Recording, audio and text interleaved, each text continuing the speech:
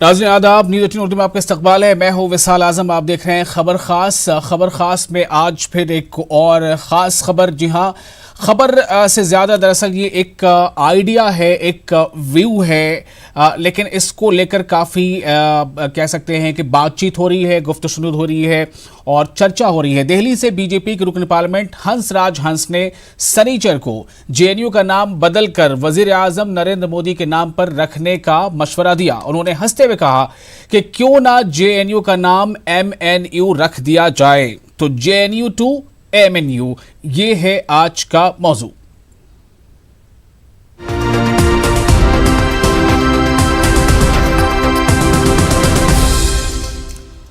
दरअसल जवाहरलाल नेहरू यूनिवर्सिटी में एक प्रोग्राम था, उस प्रोग्राम में शामिल हंसराज हंस ने जब ये बात कही तो वहां पे मौजूद लोगों ने भी कई तरह की बातें की। आखिर मोदी जी के नाम पर भी तो कुछ होना चाहिए, ये कहना था हंसराज हंस का, जो नॉर्थ वेस्ट दिल्ली के एमपी हैं, बीजेपी से मेंबर पार्लियामेंट हैं। उनका कहना था कि क्यों ना जेएनयू को एमएनयू कर दिया जाए।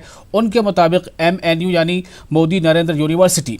पंजाबी गुलकार हंसराज हंस जेएनयू में एक शाम शहीदों के नाम प्रोग्राम में पहुंचे थे। प्रोग्राम का इनेकाद अखिल भारतीय विद्यार्थी परिषद, जिसे हम एबीवीपी के नाम से जानते हैं, उसके जरिए किया गया था। दफ़ा 370 की अक्सर दफात को ख़त्म किए जाने और जम्मू कश्मीर को 2 यूनियन टेरिटरी में तकसीम करने के मरकजी हुकूमत के फैसले पर अपनी बात कहते हुए, तबसरा करते हुए उन्होंने हंसराज हंस से कहा था कि जेएनयू का नाम बदलकर एमएनयू रखा जाना चाहिए। जी हाँ, जेएनयू का नाम बदलकर एमएनयू रखा जाना चाहिए। ये बीजेपी के मेंबर पार्लियामेंट हंसराज हंस का मशवरा था। उन्होंने कहा कि दुआ करो सब अमन से रहें, कश्मीर के ताल्लुक से हम न चले, हमारे बुजुर्गों ने जो गलतियां की हैं वो हम भुगत रहे हैं। वहाँ पे खित्ते में अमन शांति रहे, किसी तरह की का तशद्दुद ना हो, बम ना चले, ये उनका ये कहना था।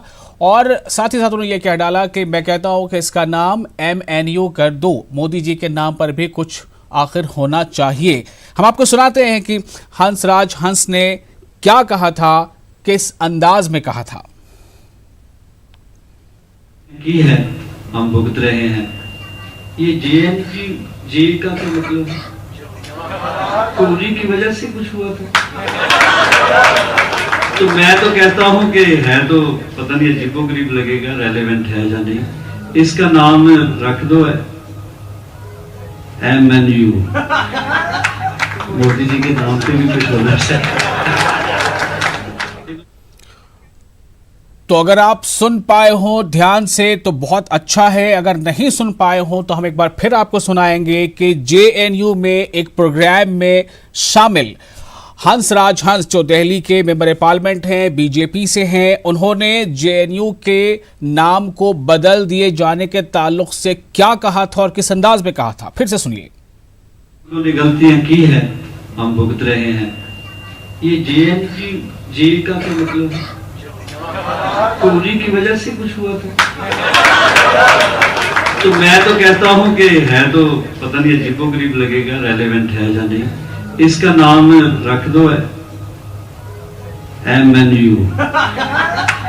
मोदी जी के नाम पे भी कुछ होना चाहिए।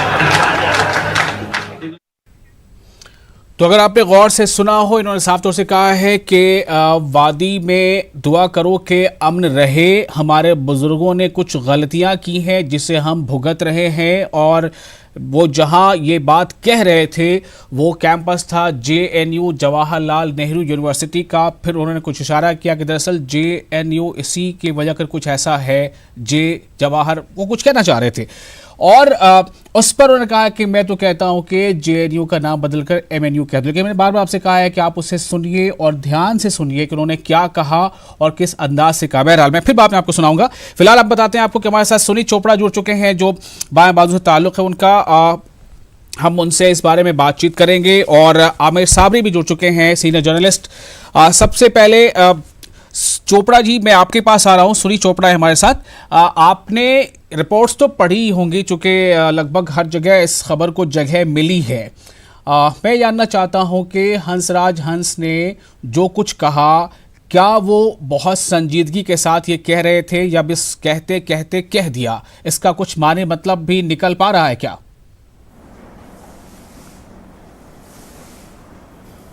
मैंने बड़े ध्यान से सुना जी और मैं जेएनयू के पहले छात्रों में था जी। और आप समझ लीजिए कि जेएनयू का नाम जब जेएनयू रखा गया था तो प्रोफेसर नूरुल हसन जैसे लोग थे, ऐसे लोग थे, जी पार्थसारथी जैसे लोग थे, ऐसे लोग थे जैसे कि मुनिस रजा थे, ऐसे लोग थे जैसे कि पीसी जोशी थे। तो it was a serious thing ji. ये आप एक गीत गाते हुए कुछ कह दें, ये कोई तुक नहीं लगती है। तो मुझे तो लगता है कि बेतुके तरीके से उन्होंने कह भी दिया और छात्र हंस रहे हैं, तो उसमें छात्रों ने भी लाइटली लिया है। तो मेरा ये कहना है, जब हम इतने चमचागिरी में डूब जाएं कि हंसी मजाक की बात को भी हम एक इशू बना दें, तो ये हमारे देश के लिए दुर्भाग्य है। जी, तो मतलब आप ये कहना चाह रहे हैं कि जो कुछ हंसराज हंस ने कहा, उन्होंने हंसी मजाक में कहा, इसे संजीदगी से नहीं लिया जाना चाहिए, क्योंकि उन्होंने जो कहा है वो जेएनयू में बैठकर कहा है, जेएनयू के तलबा के सामने कहा है। भाषा की भी समझ नहीं आई। हाँ, तो वो हंस नहीं रहे थे, आपने देखा नहीं है? जी, हंस रहे थे। ठीक है। तो हंसने का मतलब क्या होता है? मतलब आपको इस बयान से किसी तरह का कोई मतलब ऐसा नहीं लग रहा है कि उन्होंने कुछ कह दिया तो उसको नोटिस में भी लिया जाए, आप ये कहना चाह रहे हैं? हास्य कवि टाइप हैं तो कह दिया उन्होंने कुछ, क्या है उसमें? ठीक है, ये सूफी गीत गाते रहे हैं, हाँ, अच्छा है। लेकिन वो जिस तरह से कह रहे थे कि हमारे बुजुर्गों की गलतियों की वजह कर हम कुछ भुगत रहे हैं, वादी में दुआ करो अमन रहे, और जेएनयू मतलब इसी की वजह कर कुछ हुआ है वगैरह वगैरह, बदल दिया जाए नाम, कुछ लिंक नहीं मिल रहा है इसमें आपको? हंसराज हंस जी एक दलित परिवार से हैं। जो हमारे बुजुर्गों की गलती जातिवाद की थी उस पे थोड़ा ध्यान दे दें तो मैं बहुत ज्यादा खुश होऊंगा। जी, चोपड़ा साहब आप हमारे साथ बने रहें। आमिर साबरी हमारे साथ हैं, सीनियर जर्नलिस्ट, और डॉक्टर भालचंद्र कांगू हैं सीपीआई से। भालचंद्र कांगू साहब हमारे साथ फोन लाइन पर जुड़े हुए हैं, आपका भी इस्तकबाल करते हैं। मैं एक बार फिर से आपको सुनाना चाहता हूं, आप तमाम लोगों को, शायद आपने अगर ना सुना हो, कि हंसराज हंस जो बीजेपी के मेंबर पार्लियामेंट है, उन्होंने जवाहरलाल नेहरू यूनिवर्सिटी में एक प्रोग्राम में जब वो शरीक थे तो उन्होंने जम्मू कश्मीर खित्ते में अमन की बात करते हुए, दुआ की बात करते हुए कुछ ऐसी बात कह डाली जिस पे चर्चा हो रही है। मैं वो बात एक बार फिर से उनका बयान सुनाना चाहता हूं, आप लोग जरा सुनिए, फिर मैं भालचंद्र कांगू साहब आपसे भी और आमिर साबरी साहब आपसे भी इस पर कुछ सवाल पूछूंगा। पहले एक बार फिर बयान सुनते हैं। उन्होंने गलतियां की है, हम भुगत रहे हैं। ये जे का क्या मतलब है? उन्हीं की वजह से कुछ हुआ था। तो मैं तो कहता हूं कि है तो पता नहीं अजीबोगरीब लगेगा, रेलेवेंट है या नहीं, इसका नाम रख दो है MNU। मोदी जी के नाम पे भी कुछ होना चाहिए। चलिए, बड़ा हंसते हुए उन्होंने कही ये बात। डॉक्टर भालचंद्र कांगू सीपीआई से हमारे साथ है। आप अगर हमारी आवाज सुन पा रहे हो तो मैं आपसे जानना चाहूंगा कि हंसराज हंस ने जो एक मशवरतन एक बात कही है, बहुत ही हल्के फुल्के अंदाज में, ये बात क्या वाकई इतनी हल्की ही है या इसे संजीदगी से लिया जाना चाहिए? नहीं, ये तो बड़ी सीरियसली लेनी चाहिए, क्योंकि बीजेपी गवर्नमेंट का जो एंटी नेहरू एजेंडा है वो बार बार कहीं ना कहीं किसी भी तरह से लोगों के सामने आता है। हंसी मजाक में उन्होंने कहा होगा, लेकिन इसकी दो इसका मीनिंग है कि ये लोगों के दिमाग में डाल दिया जाए, इसकी चर्चा चालू हो जाए, ताकि 3-4 साल तक, जिसको हम बोलते हैं मराठी में, हमारे भाषा में कहते हैं कि इसको आप जो है जमीन को अच्छी तरह से तैयार किया जाए, ताकि हमारा एजेंडा इम्प्लीमेंट करने को मदद होगी। उसके लिए हंसी मजाक की बात करके उन्होंने ये लोगों के जहन में, लोगों के दिमाग में डाला है। मैं एक बात बताना चाहता हूं कि पिछले 6 साल से राज करती हुई सरकार ने कोई भी नई इंस्टीट्यूट खड़ी नहीं की है। पुराने इंस्टीट्यूट को खराब करना या पुराने इंस्टीट्यूट का नाम बदलना, यही उनका एक नजरिया रहा है और जो देश के लिए ठीक नहीं है, ऐसा मैं समझता हूँ। साथ साथ चलो ये तो कम से कम हुआ कि नाम बदले या ना बदले, लेकिन बीच में जो जेएनयू बंद करने की बात चल रही थी, कम से कम अब जेएनयू बंद होने वाला नहीं है, ये तो तसल्ली हमको मिल गई, इतनी खुशी की बात मैं समझता हूँ। लेकिन एजेंडा तो क्लियर है। देखिए आज ही आरएसएस के प्रमुख मोहन भागवत ने रिजर्वेशन के बारे में बहस होनी चाहिए कहा, क्योंकि रिजर्वेशन बंद होना चाहिए, उनकी पुरानी मांग है। लेकिन ये बहस कर एक्स्ट्रा से सवाल करके लोगों के दिमाग में कुछ प्रॉब्लम डाल के उसकी तैयारी करे, आने वाले बदलाव के लिए लोगों को तैयार करे। मैं आपको एक मिसाल देना चाहता हूं कि 2014 के बीजेपी के एजेंडे में 370 हटाएंगे, लेकिन सबके साथ बात करके ऐसा लिखा हुआ था। लेकिन 2019 के इलेक्शन में सिर्फ इतना लिखा हुआ था कि 370 हटाएंगे, और उसके लिए उन्होंने किसी से बात नहीं करते हुए वन मेजॉरिटी के जो बलबूते पर अपना एजेंडा पेश कर दिया। तो ये उनका तरीका है, पहले लोगों के दिमाग में डालो, फिर उसकी चर्चा करो और फिर लोगों को तैयार करके अपना एजेंडा आगे लेके जाओ। ये उनका काम करने का तरीका है और ये तरीके से करेंगे। लेकिन मेरे को लगता है कि जवाहरलाल नेहरू इस देश की आजादी के बहुत बड़े नेता रहे हैं। बाद में 16 साल प्राइम मिनिस्टर रह के उन्होंने देश की तरक्की में बहुत बड़ा योगदान किया है। वो भुला देना इतना आसान नहीं है, और करने की कोशिश करेंगे तो मैं कर खुद के पैर पे ये कुल्हाड़ी मार लेंगे, ऐसा मुझे लगता है। ठीक है, भालचंद्र साहब का अपना एक अलग नजरिया है, सुनीत चोपड़ा साहब का एक नजरिया अलग है। आमिर साबरी साहब क्या कहते हैं, मैं उनको सुनता हूं अब जरा। और साथ ही आपको ये बता दें कि जेएनयू के स्टूडेंट से भी हमने बात करने की कोशिश की कि सबसे तो बात नहीं हो सकती, लेकिन कुछ लोगों से हमने बात की, कुछ स्टूडेंट से, कि उनका इस पर उनकी क्या राय है, वो इस बयान को कैसे देखते हैं। कि पहले आमिर साबरी साहब, आपका रिएक्शन, जिस अंदाज में हंसराज हंस कह रहे हैं, क्या उस अंदाज को संजीदगी से लिया जाना चाहिए? अभी हमने दो लोगों से बात की, दोनों का नजरिया अलग अलग है, आप क्या कहते हैं?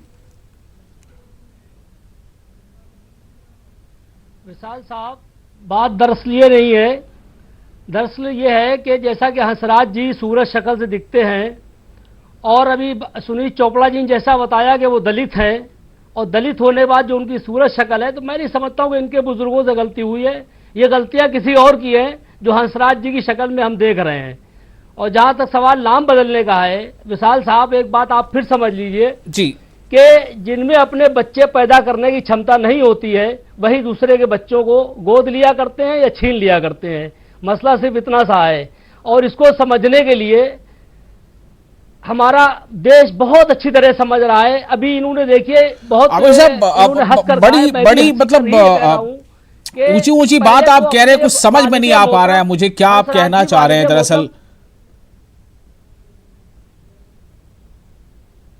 दरअसल मैं ये कह रहा हूं विशाल साहब कि जिस शक्ल और सूरत से हंसराज जी दिखते हैं, और भी जैसा सुनीत चोपड़ा जी ने कहा है कि वो दलित हैं, तो मुझे नहीं लगता है कि इनके बुजुर्गों को गलतियां हैं। मुझे लगता है किसी और बुजुर्गों को गलतियां हैं जो हंसराज जी की शक्ल में दिख रही हैं। बड़ी बात यह है। और जहां तक सवाल, मतलब आप ये कहना चाह रहे हैं, हंसराज जी ने जो कहा कि बुजुर्गों की गलतियों को हम भुगत रहे हैं, वादी में अमन हो इसके लिए दुआ कीजिए, तो इसका मतलब कुछ और आप कह रहे हैं कि वो गलती जो है कहीं और है? मैं वही बता रहा हूं विशाल साहब। देखिए, आईने में अपनी शक्ल दिखती है, दूसरे की नहीं। हंसराज जी ने अपने को गौर से देखा और उसके बाद उन्होंने फैसला लिया। ये अलग बात है कि उस बात को उन्होंने हंसकर कह दिया, बस इतनी सी बात है। और बदलने की बात यह है, पूरा भारत बहुत बड़ा देश है हमारा। अगर इन्हें कोई यूनिवर्सिटी बनानी है तो बनाए, बड़ी बनाए, उसका नाम रख दे। और जहां तक बदलने का नाम है, तो भारत का नाम बदल के हिंदुस्तान की जगह मोदीस्तान कर दे, क्या बड़ी बात है भाई? फुल फ्लेज सरकार आपकी है, राज्यसभा में भी आप फुल हैं, हाँ। सेंट्रल में भी फुल है, कर दे मोदीस्तान इसका नाम हिंदुस्तान की जगह। ठीक है, आपका अपना मौकफ है, ये भी सही है कि हम यूनिवर्सिटी का नाम बदल क्यों दें, क्यों ना हम और नई यूनिवर्सिटियां बनाएं। आबादी बढ़ रही है, तलबा बढ़ रहे हैं, उनकी तादाद बढ़ रही है, उन्हें और ज्यादा एजुकेशनल इंस्टीट्यूशंस चाहिए। सुनीत चोपड़ा साहब, क्या आप इस बात से थोड़ा इत्तेफाक रखेंगे कि यूनिवर्सिटी का नाम बदल देना, भले ही वो हल्के फुल्के अंदाज में कहा गया हो, लेकिन जैसा डॉक्टर भालचंद्रा कह रहे हैं कि पहले ये बातें हल्के फुल्के अंदाज में रखी जाती हैं, बाद में इसके जरिए से अपना एजेंडा पूरा करने की कोशिश की जाती है।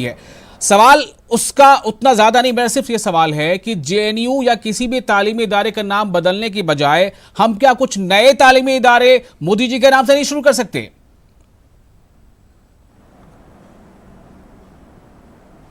क्यों नहीं शुरू कर सकते हैं। अगर हम में वो हिम्मत है, वो काम की मजबूती है कि हम नई यूनिवर्सिटीज खड़ी करें जी। तो कर सकते हैं। ये तो एक तरह से हंसी मजाक में उन्होंने बात कह दी है, तो मैं ज्यादा इस पे टिप्पणी करना नहीं चाहता। लेकिन हंसी मजाक में आप इसको कैसे आप कैसे इतना हल्के में ले सकते हैं? जेएनयू सिर्फ एक जेएनयू 3 लेटर नहीं है, उसका पूरा नाम है Jawaharlal Nehru university, the first prime minister of India. 1969 में इसका कयाम हुआ, बहुत बड़े बड़े उन्होंने स्कॉलर्स दिए। आप खुद कह रहे हैं कि आपका वहां से ताल्लुक जुड़ा है, तो मतलब किसी मजाक में भी किसी की तज़हीक हो सकती है क्या? ऐसा नहीं लगता? मैं पहले स्टूडेंट्स में था वहां। मेरा ये कहना है, एक कहा जाता है कि अगर आदमी की इच्छाएं असलियत होती तो भिखारी भी घोड़ों पे चढ़ते। तो मेरा ये कहना है कि मैं तो उन पे टिप्पणी करना ही नहीं चाहता हूं। ठीक है, आपका कहना साफ है, जैसा कि उनका कोई ऐसा मकसद नहीं, आप ये कहना चाह रहे हैं सूफियाना मजाज चले उनके साथ। ठीक है, और मैं उम्मीद करता हूं कि वो समझ लें कि मनुवाद इस देश की सबसे बड़ी बीमारी है। जी। नवीन कुमार हमारे साथ जुड़ चुके हैं, बीजेपी के तर्जुमान हैं। नवीन साहब, आपका इस्तकबाल करते हुए हंसराज हंस का वो जो बयान जो जेएनयू में उन्होंने दिया कि मेरे ख्याल से जेएनयू का नाम बदलकर एमएनयू कर दिया जाए, इस पर क्या कहना है आपका? ये बात उन्होंने कहते कहते में हंसी मजाक में कह दी या वाकई बीजेपी की ऐसी कोई सोच है? पहली बात तो ये है कि देश में नरेंद्र भाई मोदी ने प्रधानमंत्री रहते हुए देश में 160 से ज्यादा प्रधानमंत्री की योजनाओं को लागू किया और उन्होंने सब योजना में प्रधानमंत्री योजना लिखी। कहीं नहीं कहा गया कि नरेंद्र मोदी योजना, जो देश में जन कल्याण की योजनाएं चल रही। ये सरकारें कोई कांग्रेस की सरकारों की तरह नहीं है जिसके अंदर केवल एक ही परिवार का नाम पूरे देश के 80% संसाधनों पर जो नाम रखा गया वो केवल नेहरू या गांधी वडरा परिवार के ही ऊपर रखा गया, किसी और के ऊपर रखा नहीं गया। मैं उसमें जाना नहीं चाहता हूँ। हालांकि उन्होंने एक सूफियाना अंदाज में बात करते करते अपनी बात को रख लिया, कह दिया। इसका मतलब ये नहीं है कि वो जो है इस प्रकार एक कोई बदलाव चाह रहे हैं या फिर उन्होंने ऐसा कुछ किया है। मेरा एक बहुत स्पष्ट मानना है कि जो विश्वविद्यालय या जो नाम से चल रहे संस्थान है उनको बदलने या ना बदलने की कोई मंशा नहीं है। हाँ, अगर व्यक्तिगत तौर पे पूछोगे तो मैंने जरूर कई बार कहा है कि अशोक वाटिका में जो मुगल गार्डन है उससे बेहतर, जब हमारा अशोक स्तंभ है, अशोक स्तंभ की पहचान है, तो राष्ट्रपति भवन में जो गार्डन है जिसको मुगल गार्डन कहते हैं, ठीक है, मैं उस तरफ अभी नहीं जाना चाहूंगा। माजरत के साथ, रिक्वेस्ट के साथ, यहाँ बात तलबा की, एजुकेशनल इंस्टीट्यूशंस की है। अगर जेएनयू जैसे और संस्थान खुल जाएं कई राज्यों में और उनका नाम एमएनयू रख दिया जाए, इसमें किसी को कोई आपत्ति नहीं हो सकती है। हम चाहेंगे और हमारे देश के युवा चाहेंगे कि जेएनयू जैसे कई संस्थान खुले, उनका नाम रखा जाए पीएम मोदी के नाम पर। हम सीधे आपको बताते हैं कि जेएनयू के स्टूडेंट्स ने इस बारे में क्या कहा है। उनसे कुछ लोगों से हमारे नुमाइंदे ने बात करने की कोशिश की है, सुनाते हैं आपको। सांसद हंसराज हंस ने जेएनयू में एक कार्यक्रम के दौरान कहा कि जेएनयू का नाम बदलकर एमएनयू हो जाना चाहिए। इसी मसले पर हम जेएनयू के स्टूडेंट से बात करेंगे कि उनका क्या कहना है, वो क्या चाहते हैं। ये बताइए कि जिस तरीके से हंसराज हंस जो कि बीजेपी सांसद हैं, उन्होंने कहा कि जेएनयू का नाम बदलकर एमएनयू हो जाना चाहिए, आप लोग क्या कहते हैं? नहीं, देखिए, जो हंसराज हंस जी ने बोला एमएनयू हो जाना चाहिए, उनका व्यक्तिगत राय हो सकती है। अखिल भारतीय विद्यार्थी परिषद जेएनयू का कोई ऐसा मकसद नहीं है कि जेएनयू का नाम बदल दिया जाए। हमने कल भी क्लैरिफिकेशन दिया था। वो मुझे लगता है कि मीडिया को उनसे पूछना चाहिए कि उन्होंने आखिर ऐसा क्यों कहा। और जहां तक मैं भी वहां था तो मुझे लगता है उन्होंने मजाक में ऐसे बोला था कि वो आर्टिकल 370 के परिप्रेक्ष्य में बोला था कि जैसा कि नेहरू जी ने उसको किया था तो उनके नाम पे जवाहरलाल नेहरू विश्वविद्यालय बन गया, नरेंद्र मोदी ने हटा दिया तो उसका नाम ऐसा हो जाना चाहिए। वैसा कोई मकसद नहीं था उनका। हो सकता है कि वो कह दिए हों, लेकिन उन्होंने मजाक में कहा था। वीडियो भी आप देखेंगे तो ऐसा पाएंगे कि उन्होंने मजाक में कहा था। और विद्यार्थी परिषद का मानना है कि हम किसी भी विश्वविद्यालय कैंपस का नाम बदलने के हम पक्ष में नहीं है। उन्होंने बोला कि यहाँ राष्ट्रवादी भी लोग हैं और जैसे राष्ट्रवाद की डिबेट जेएनयू से शुरू हुई है उसी डिबेट को लेके आज पूरे देश में राष्ट्रवाद पर डिबेट हो रही है और इसीलिए देशभक्ति पर, राष्ट्रवाद पर लोग खड़े हैं। मोदी जी ने उसी नाम पर इलेक्शन भी कहीं ना कहीं जीता है। तो ऐसी अच्छी बातें जब उन्होंने बोली हैं तो ये लोग हमेशा जेएनयू का नाम बदनाम करने के लिए गलत डायरेक्शन में डिबेट को लेके जा रहे हैं। गलत डायरेक्शन में लेके जा रहे हैं, नाम बदनाम करने की बात भी आपके साथी ने कही। क्या आप लोगों को लगता है कि प्रधानमंत्री नरेंद्र मोदी के नाम पर कुछ और यूनिवर्सिटीज होनी चाहिए? बिल्कुल, जैसे इस बात को इतना तोड़ मड़ोड़ के रखने की कोशिश की गई है, जैसे कि दुर्गेश भाई ने बोला अभी कि वो एक मजाक के तौर पे, एक अप्रिसिएशन के तौर पे बोला था उन्होंने कि कुछ जेएनयू कल्चर जो है ना, कुछ लोगों के वजह से पूरा एक सोशल एक्सक्लूजन की तरफ मतलब जा रहा है। जो लैब डोमिनेंस है इस कैंपस में, तो एक कुछ वामपंथी साथी हैं जो जानबूझ के इस कैंपस को बदनाम करने की कोशिश कर रहे हैं अपना पॉलिटिकल मोटिव के तहत। अखिल भारतीय विद्यार्थी परिषद ये मान चलिए, हम चाह रहे थे कि तमाम तरह से बातें सामने आ जाएं। तो एबीवीपी के ये से जुड़े ये स्टूडेंट्स हैं, लेकिन सबका जुड़ाव होता है, अलग अलग पॉलिटिकल फ्रंट है जो यूनिवर्सिटी लेवल पे होता है, और उन्होंने अपना इस तरह से बयान दिया है। उनका कहना है कि नहीं, ऐसी कोई बात उन्हें नहीं लगता कि संजीदगी से उन्होंने कही है, ये हल्के फुल्के और मजाक में ये बातें कही गई हैं। भालाचंद्र कांगू साहब हमारे साथ मौजूद हैं, नवीन साहब भी हमारे साथ मौजूद हैं। भालाचंद्र साहब, एक सवाल मेरा सीधा है, हम सब लोगों से ये सवाल पूछेंगे, क्या ये बेहतर नहीं होगा कि जेएनयू जैसे और कई यूनिवर्सिटियां, देश को अभी इनकी जरूरत है, भले ही उसका नाम किसी और के नाम पर भी हो, वज़ीर आज़म मोदी के नाम पे हो या और भी किसी और के नाम पर हो, ये क्या वक्त की अहम जरूरत नहीं है, या फिर नाम बदलने से ही काम बन जाएगा? भालाचंद्र साहब, देखिए, जो न्यू एजुकेशन पॉलिसी का ड्राफ्ट इसी गवर्नमेंट ने अभी दिया है, उसमें प्राइवेटाइजेशन की बात की गई है, 200 फॉरेन यूनिवर्सिटी को इन्विटेशन की बात की गई है। हमारे देश में कोई नई यूनिवर्सिटी निकालने की बात नहीं है और यही उनका एजेंडा है। इसीलिए मैंने पहले ही कहा था कि 6 साल में एजुकेशन छोड़ दीजिए, कोई भी इंस्टीट्यूशन जिसको हम नाम ले सके, ऐसी कोई इंस्टीट्यूशन इन्होंने खड़ी करने की कोशिश की नहीं, उसके लिए इन्वेस्टमेंट नहीं की, उनकी वो दिशा ही नहीं है। जो पुराने लोगों ने खड़ा किया है उसको किस तरह से करोड़ का अपने काम के लिए इस्तेमाल करें, इसकी कोशिश की जाती है। आप देखिए, जेएनयू को बदनाम करके जेएनयू बंद करने तक बात करते थे। सुब्रमण्यम स्वामी जी ने जेएनयू को अक्सर एंटी इंडियन बताया, इन्होंने लेकिन बार बार अभी भी हमारे एबीवीपी के साथी यहाँ के वामपंथी लोगों को जेएनयू बदनाम करने की बात करते थे। जेएनयू को बदनाम किसने किया?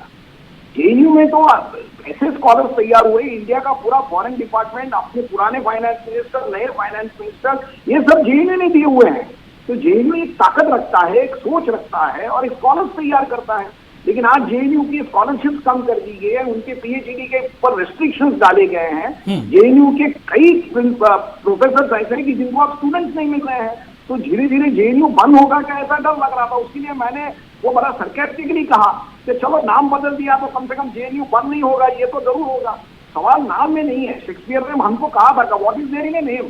सवाल नाम में नहीं है, सवाल जेएनयू जिस उसूलों को लेके खड़ा है, जिस सोच के लेके खड़ा है, उस सोच को ये नष्ट करना चाह रहे हैं और उस दिशा से जा रहे हैं, ये हमारा कहना है। और इसीलिए हंसी मजाक में वो कहते हैं, लेकिन उनके लिए हंसी मजाक ही है, समझ लीजिए देश की नीति।